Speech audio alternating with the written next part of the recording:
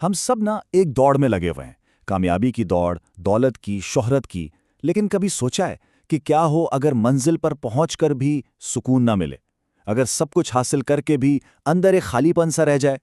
آج ہم اسی خالی پن کی کہانی اور اس کے حل کی تلاش میں گہرائی تک جائیں گے۔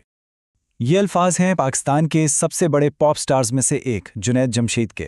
سوچئے، ایک ایسا ستارہ جس نے وہ سب کچھ حاصل کر لیا تھا جس کا لوگ صرف خواب ہی دیکھ سکتے ہیں، اور یہی جملہ ہمارے آج کے موضوع کی بالکل جڑ ہے، باہر کی چمک دمک اور اندر کا سناٹا۔ تو چلیں اس سفر کو ایک سوال سے شروع کرتے ہیں۔ دنیا کا سب سے قیمتی پاسپورٹ کون سا ہے؟ وہ جو ہمیں دنیا کے دروازے کھول کر دیتا ہے، یا وہ جو ہمیں ہمیشہ کے سکون کا راستہ دکھاتا ہے؟ یہی وہ نقطہ ہے جسے آج ہم سمجھنے کی کوشش کریں گے۔ دیکھیں، دنیا میں کچھ پاسپورٹس کو ایک سٹیٹس سمبل مانا جاتا ہے۔ لوگ انہیں حاصل کرنے کے لیے اپنی زندگی کی ساری جمع پونجی لگا دیتے ہیں، دن رات ایک کر دیتے ہیں۔ یہ صرف ایک سفری کاغذ نہیں رہتا، بلکہ کامیابی کا ایک سرٹیفکیٹ بن جاتا ہے۔ لیکن ذرا رکیے، کیا ہو اگر سب سے قیمتی پاسپورٹ اس زمین کا ہو ہی نہیں؟ ہمارا ماخذ ہمیں ایک بالکل مختلف سمت میں سوچنے پر مجبور کرتا ہے، ایک ایسے پاسپورٹ کا ذکر کرتا ہے جس کی منزل جنت ہے۔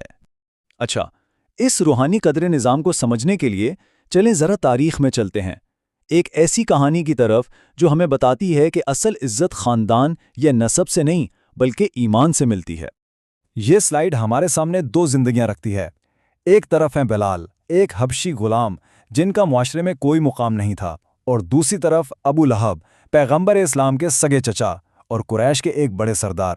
دنیا کی نظر میں تو زمین آسمان کا فرق تھا، لیکن اللہ کی نظر میں عزت کا معیار کچھ اور ہی تھا۔ بلال کو وہ مقام ملا جس کا کوئی تصور بھی نہیں کر سکتا تھا، جبکہ ابو لہب اپنے اعلیٰ نسب کے باوجود ناکام رہے۔ اور یہ الفاظ کس کے ہیں؟ اسلام کے دوسرے خلیفہ حضرت عمر رضی اللہ عنہ کے۔ سوچئے، ایک سابق غلام کو ہمارے سردار کہنا، یہ دنیاوی اصولوں میں کتنا بڑا انقلاب تھا۔ یہ اس بات کا اعلان تھا کہ اصل قدر خون یا نسل کی نہیں بلکہ ایمان اور کردار کی ہے۔ ٹھیک ہے، یہ تو تھی تاریخ کی بات، لیکن کیا آج کے دور میں بھی یہ اصول اتنا ہی سچ ہے؟ آئیے دیکھتے ہیں کہ جدید دور کی کامیابی اور دولت کا فریب کیسا دکھتا ہے۔ کہانی ایک بہت ہی امیر شخص کی ہے جس کے پاس ایک لگژوری گاڑی تھی، ایک مے باغ۔ آپ جانتے ہیں ایسی گاڑی جو خود میں کامیابی اور سٹیٹس کی ایک چلتی پھرتی علامت ہوتی ہے۔ اور اس گاڑی کی قیمت 2.5 لاکھ پاؤنڈز، اتنی بڑی رقم! یہ سوچنا تو بالکل فطری ہے کہ بھئی اس کا مالک تو شہزادوں کی طرح رہتا ہوگا، ہے نا؟ لیکن حقیقت اکثر ہماری سوچ سے بالکل الگ ہوتی ہے۔ اتنی دولت کے ہوتے ہوئے سوال یہ پیدا ہوتا ہے کہ اس گاڑی کی دیکھ بھال کون کرتا تھا؟ اس کا مالک خود یا کوئی اور؟ اور جواب سچ میں حیران کن تھا۔ گاڑی میں پیٹرول ڈلوانے سے لے کر ٹائر اور میٹ صاف کرنے تک ہر کام وہ امیر مالک خود کیا کرتا تھا۔ تو اس سے سبق کیا ملا؟ اس کی دولت نے اسے سکون نہیں دیا، بلکہ اسے اپنی ہی گاڑی کا غلام بنا کر رکھ دیا۔ اور یہی خالی پن ہمیں اس تجزیے کی سب سے اہم کہانی کی طرف واپس لاتا ہے، ایک ایسے ستارے کی کہانی جس کے پاس بظاہر سب کچھ تھا سوائے ایک چیز کے، اندرونی سکون۔ یہ کہانی ہے جنید جمشید کی۔ جنید جمشید صرف ایک گلوکار نہیں تھے، وہ ایک پورا دور تھے۔ ان کے گانوں پر ایک پوری نسل جوان ہوئی تھی۔ شہرت، پیسہ، لاکھوں پرستار، ان کے پاس وہ سب کچھ تھا جس کا ایک عام انسان صرف خواب ہی دیکھ سکتا ہے۔ لیکن اس ساری کامیابی کے بیچ وہ خود کو کیسا محسوس کرتے تھے؟ ایک ایسی کشتی جس کا کوئی ساحل نہ ہو، سب کچھ ہوتے ہوئے بھی کہیں پہنچ نہ پانے کا ایک گہرا احساس۔ تو آخر مسئلہ تھا کیا؟ اسپیکر کے مطابق تشخیص ہی غلط تھی۔ جنید اپنی روح کے خالی پن کو دنیاوی چیزوں سے بھرنے کی کوشش کر رہے تھے۔ یہ بالکل ایسا ہی تھا جیسے درد کسی کے گھٹنے میں ہو اور مرہم کہنی پر لگایا جا رہا ہو، دوا غلط جگہ لگ رہی تھی۔ تو پھر اس بے ساحل کشتی کو اپنا کنارہ کیسے ملا؟ آئیے ان کے اس سفر کو دیکھتے ہیں جس نے انہیں حقیقی دولت یعنی حقیقی سکون تک پہنچایا۔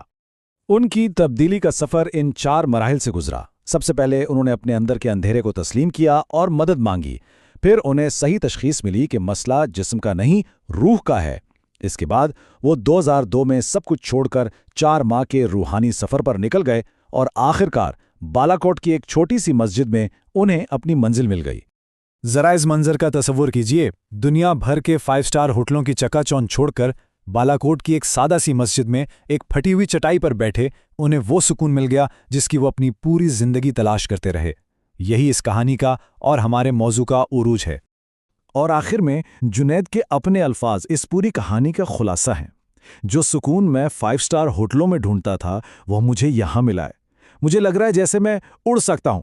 یہ اس بات کا ثبوت ہے کہ حقیقی سکون باہر کی دولت میں نہیں بلکہ اندر کی دنیا کو آباد کرنے میں ہے۔ سب سے قیمتی پاسپورٹ دراصل دل کا اطمینان ہی ہے۔